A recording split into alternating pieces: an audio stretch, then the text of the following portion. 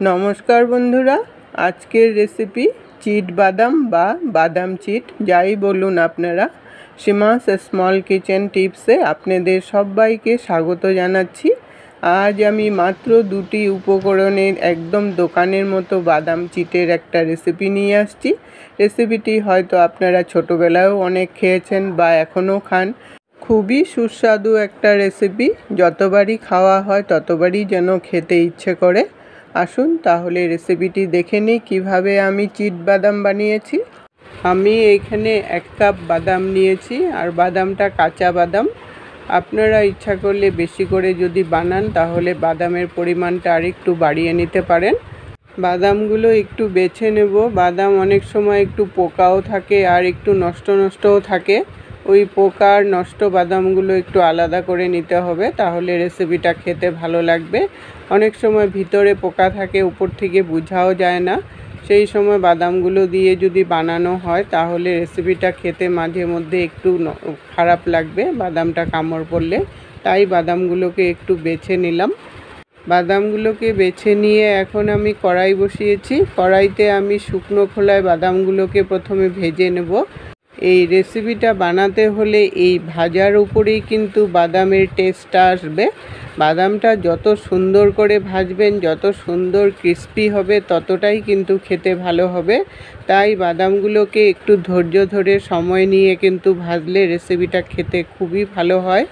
Medium আঁচে রেখে প্রায় 7 থেকে 10 মিনিটের মতো লাগবে এই বাদামগুলো ভাজতে।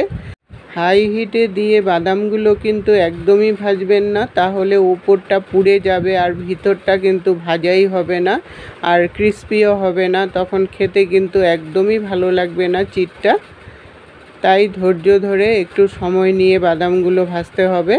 প্রায় 7 থেকে 10 মিনিট ভাজার পর বাদামগুলো যখন ফুটতে শুরু করবে আর একটু খোসাও খুলে আসতে শুরু করবে, তখনই বুঝবেন যে বাদামগুলো ভাজা হয়ে গেছে আর ভাজারও একটা সুন্দর ফ্লেভার চলে আসবে। তখনই বাদামগুলো নামিয়ে নিতে লাগবে। বাদামগুলো নামিয়ে একটা থালার মধ্যে ছড়িয়ে রেখে দেবো, তাহলে তাড়াতাড়িও ঠান্ডা হয়ে যাবে। ঠান্ডা না করে কিন্তু বাদামের খোসাগুলো ভালো করে ছাড়ানো যাবে না। তাই একটা থালার মধ্যে ছড়িয়ে 10 মিনিটের মতো রেখে দেবো। 10 মিনিট পরে হাত দিয়ে এইভাবে করে ঘষে খোসাগুলো কিন্তু সুন্দর করে উঠে যায়, বা হাত দিয়ে এইভাবে চটকিয়ে দিলেও বাদামগুলো একটা ভেঙে যাবে আর একটা গোটা থাকবে। এরকম করেও চিটটাকে বানাতে পারেন, বা একটা করে খোসা ছাড়িয়ে গোটা বাদাম দিয়েও কিন্তু আপনারা চিটগুলো বানাতে পারেন। তবে আমি একদম খোসাগুলো একটু ঘষে ভালো করে ছাড়িয়ে, আধা হয়ে গেছে কতগুলো বাদাম আর কতগুলো বাদাম আস্ত আছে, ওইভাবে করে নিয়ে আমি চিটটাকে বানাবো। সবগুলো বাদামের খোসা ছাড়িয়ে পরিষ্কার করে নিয়েছি। দেখুন, কয়েকটা বাদাম আধা হয়েছে আর কয়েকটা বাদাম আস্ত আছে। এরকম করে নিয়ে আমি চিটটাকে বানাবো। এখন আমি একটা থালার মধ্যে একটু তেল মেখে নিব। আপনারা যেই থালাতে বসাবেন চিটটা, ওই থালার মধ্যে আগের থেকে এই তেলটাকে মাখিয়ে নিতে লাগবে, তাহলে রেসিপিটা বানাতে সুবিধা হবে। তেলটাকে চারিদিকে ঘুরিয়ে একটু মাখিয়ে রেখে দেব। এখন আমি কড়াই বসিয়ে 1 বাটি গুড় দিয়ে দিলাম, আর আধা বাটির একটু বেশি জল দিয়ে দিলাম। গুড় বেশি দেবেন, জলটা কম দেবেন, তাহলে চিটটা সুন্দর হবে। এখন মিডিয়াম আঁচে রেখে এটাকে জাল দিতে থাকবো। ছোটোবেলায় এই বাদাম চিট খাওয়ার জন্য একদম পাগল হয়ে যেতাম। স্কুলের টিফিনে বা ছুটির সময় এই বাদাম চিট কেনার জন্য একদম অস্থির হয়ে যেতাম। আপনারা ছোটোবেলায় কে বাদাম চিট খেয়েছেন আমাকে কমেন্ট করে জানাবেন। 3-4 মিনিট জাল দেওয়ার পর গুড়টা গলে যাওয়ার পর তারপরে আঁচটা একটু বাড়িয়ে দিবেন। বাড়িয়ে দিলে যখন একটু জাল হতে একটু ঘন হয়ে আসবে, তখন একটু আঁচটা কমিয়ে দিবেন। কমিয়ে তারপর এটাকে জাল দিতে থাকবেন। প্রায় 5 থেকে 7 মিনিটের মতো জাল দিতে যখন গুড়টা ঘন একটা আঠালো ভাব চলে আসবে আর শিরাটা কিন্তু একদম ঘন হয়ে আসবে, আর এটা 2 তার যখন হয়ে যাবে, তখনই বুঝবেন যে এইটা পাকটা পুরোপুরি হয়ে গেছে। হাত দিয়ে চেক না করে আপনারা থালার মধ্যে 2 ড্রপ গুড়ের শিরাটাকে যদি ফেলে চেক করেন, ওইটাতেও দেখতে পারবেন। যখন দেখবেন ঠান্ডা হয়ে গুড়টা উঠে যাচ্ছে থালার থেকে, তখনই বুঝবেন যে পাকটা হয়ে গেছে। পাকটা আমার পুরোপুরি রেডি হয়ে গেছে। এখন আমি বাদামগুলোকে দিয়ে দিলাম। বাদামগুলো দিয়ে ভালো করে গুড়ের সাথে মিশিয়ে নিয়ে একটু সময় ভালো করে মিশিয়ে নিতে লাগবে, তাহলে যাতে সবগুলো বাদামের মধ্যে গুড়টা ভালো করে লেগে যায়।